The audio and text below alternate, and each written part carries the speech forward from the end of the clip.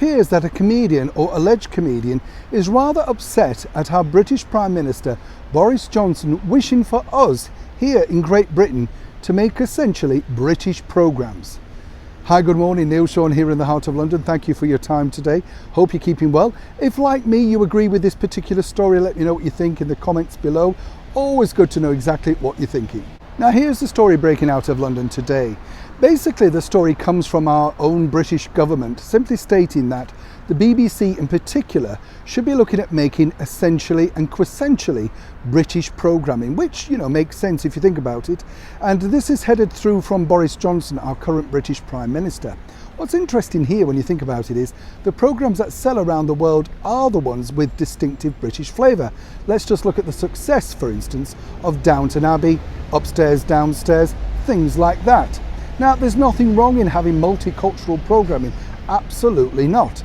But what Boris and his team were suggesting was, we've got wonderful locations here, so let's look at making things that make us stand out from the streaming giants like Netflix, Spotify, that sort of thing. Make us individual to be able to sell to people around the world. And let's not forget, many of our British-made programmes still sell and are repeated on syndication worldwide, so we must be doing something right. But as ever, it's always the lefties that decide, oh dear, we can't be having that. So step forward, of course, a one-time comedian, part of the Little Britain act, Matt Lucas. Now, Matt apparently took offence to this on Twitter. You'll see the picture on the screen right now. Apparently he's proud of the fact that his latest show, which is, of course, the Great British Bake Off, a baking show inside a tent in the middle of a fake field, you get the picture. He's proud of the fact that there's international bakers, etc., etc. Well, it's all very well, isn't it? But let's not forget, it was the BBC that gave Matt and his one-time partner, David Walliams, their big break. Now, David Walliams, of course, has gone on to make absolute millions by writing books all about boys that want to wear dresses. You get the picture. And it's all very well, isn't it, for Matt to suddenly come on the high horse, claiming, of course, that he wants it all to be so PC. This is a man who basically has tormented so many genres with his alleged comedy, from gays through to Asians through to the disabled. It kind of annoys me in the sense of that comedy is comedy, funny is funny, and certain sketches of their time that they created were indeed mildly amusing. But it appears that, you see, Matt doesn't like our British Prime Minister, often dressing up as Boris on the show to mock him.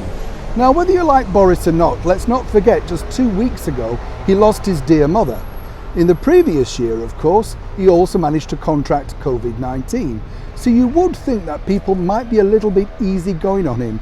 People do have feelings, and of course we're all human. Now, if you were to spin this back to Mr. Lucas, oh, he'd definitely be on the high horse, because of course he will use anything to make sure that you can't attack me because I've spoken about mental illness. You get the picture. I, for one, think this is a wonderful incentive for British programme makers to make things that we can sell around the world. A point in case recently here is a wonderful readaptation of the James Herriot novels, All Creatures Great and Small.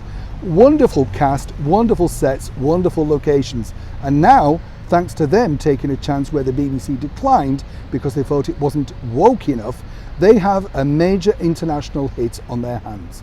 Surely for someone like Matt and David in particular, they need the work, and more importantly, should they be flying the flag for Britain rather than battering it down. Neil Sean in the heart of London.